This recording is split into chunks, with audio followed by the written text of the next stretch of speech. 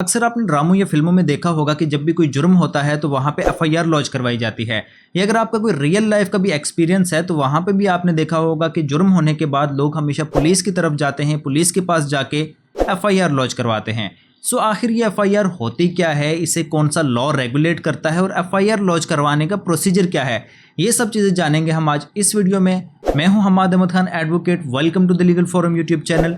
मजीद आगे बढ़ने से पहले चैनल को सब्सक्राइब कर लें। सो एफआईआर की एब्रीविएशन होती है फर्स्ट इन्फॉर्मेशन रिपोर्ट। देखिए, पुलिस स्टेशन में पुलिस के पास 25 डिफरेंट रजिस्टर्स रखे हुए होते हैं और सबके ही अलग अलग फंक्शन होते हैं। सब में अलग अलग इन्फॉर्मेशन की एंट्रीज होती हैं, जैसे कि कोई इंटरनल रिकॉर्ड मेंटेन करना, थाने में कौन आया कौन गया, जैसे कि आपने यकीनन सुना होगा रोजनामचा, डेली डायरी, ये भी एक रजिस्टर होता है।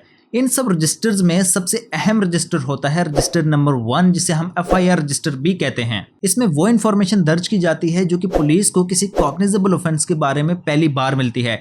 यानी कि मान ले अगर कोई इन्फॉर्मेशन लेके आया और वो इन्फॉर्मेशन कॉग्निजेबल ऑफेंस की है, जो कि पहली इतला है, first time first information police को मिली है, वो इस रजिस्टर में दर्ज कर ली जाएगी और यही कहलाएगी एफआईआर, यानी कि फर्स्ट इन्फॉर्मेशन रिपोर्ट। एफआईआर को डील करती है section 154 of criminal procedure code, जिसे हम सीआरपीसी भी कहते हैं।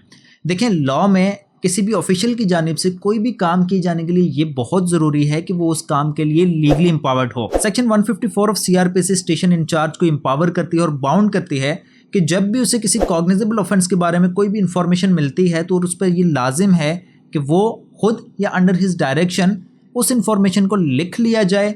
अगर वो ऑरली इंफॉर्मेशन दी जा रही है तो उसे नोट डाउन कर लिया जाए, और अगर इवन रिटन भी दी गई है तो उसे वापस से रजिस्टर पे नोट डाउन कर लिया जाए, और जो इन्फॉर्मर है उसके सिग्नेचर्स भी ले लिए जाएं। अब यहाँ पे शायद आपके ज़हन में भी एक सवाल आ रहा हो कि अगर इन्फॉर्मेशन गलत है तो फिर भी क्या उसे लिखना लाजमी है, यानी कि एफआईआर फिर भी लाजमी है कि दर्ज की जाए। सो इस पॉइंट पे honourable supreme court of Pakistan ने रिसेंटली ही Syed Qambar Ali versus province of Sindh के केस में बहुत ही क्लियर डायरेक्शन देते हुए ये कहा कि जब भी स्टेशन इंचार्ज के पास कोई इन्फॉर्मेशन आती है तो उसे सिर्फ ये फाइंड आउट करना है कि इन्फॉर्मेशन किसी कॉग्निजेबल ऑफेंस की है या नहीं।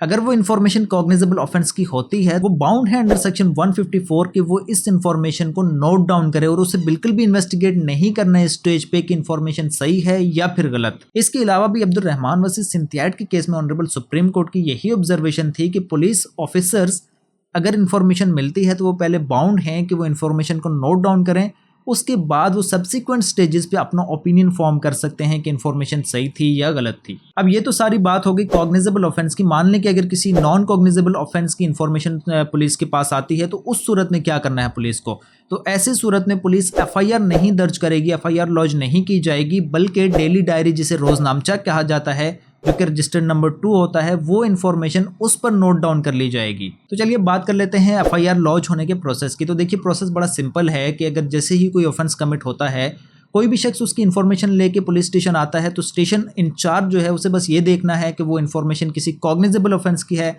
अगर कॉग्निजेबल ऑफेंस की होती है तो उसे रजिस्टर नंबर 1 पर उसे नोट डाउन कर लेना है। अब जब नोट डाउन किया जाता है तो कार्बन पेपर की मदद से वो जो लिखा जाता है उसकी 4 कॉपीज बन जाती हैं। एक जो पुलिस रिकॉर्ड में रख दी जाती है, दूसरी जो इन्वेस्टिगेटिंग ऑफिसर है उसे दे दी जाती है, तीसरी जो कंसर्न मैजिस्ट्रेट है उसे भेज दी जाती है, एंड जो 4th कॉपी होती है वो जो कंप्लेनेंट होता है उसे दे दी जाती है। उसके बाद उस एफआईआर पे इन्वेस्टिगेशन स्टार्ट हो जाती है। अब यहाँ पे कुछ प्रैक्टिसेस ऐसी भी हैं कि इंक्वायरी की जाती है पहले, लेकिन ऑनरेबल सुप्रीम कोर्ट की डायरेक्शंस बड़ी क्लियर हैं। उम्मीद करता हूँ ये वीडियो आपके लिए हेल्पफुल रही होगी। मजीद ऐसी इन्फॉर्मेटिव वीडियोस के लिए चैनल को सब्सक्राइब करें। मिलते हैं अगली वीडियो में, तब तक के लिए अल्लाह हाफिज।